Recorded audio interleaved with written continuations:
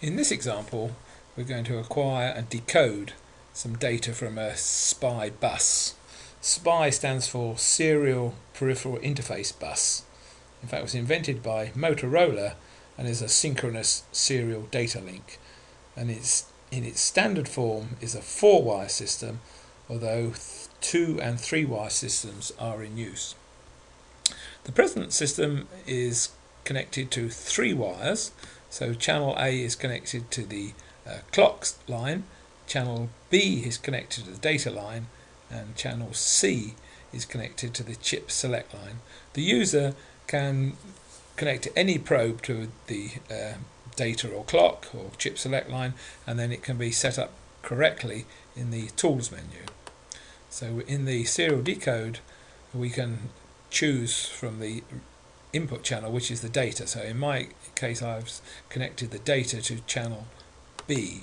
So I'm going to set channel B as my SPI data source, and then automatically the system allocates channel A as the clock, and in fact we can then define the chip select line as channel C.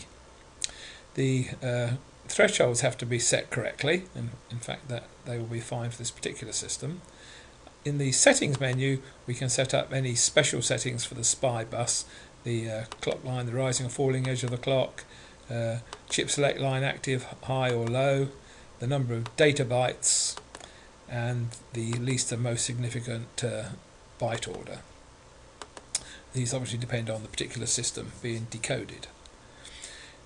The data can be viewed in the acquisition window or in a separate window. So for current, I'll leave it in the acquisition window, and here is a recommendation for the record length, which only needs to be 1.9 kilobytes.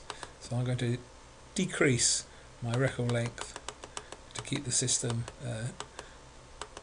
decoding more quickly. So here we can see now we're acquiring some data. So I'm going to put the trigger to single shot. So now we can acquire data. So the decode is going unknown. It needs at least 2 packets of data to decode correctly. So I'm going to increase my time window to 100 microseconds per division, and then make an acquisition. And here now we have 2 frames of data. So the first one is decoded as frame 1, it's data 07, and the second packet in fact is the unknown packet. So if we increase the record length to 200 microseconds, then we'll get several packets. So I'm going to change now the view to a dedicated window for the decoded data.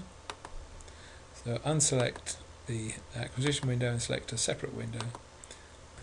And now here we see the 3 bytes of decoded data, and every time we take a new acquisition we'll acquire different data bytes.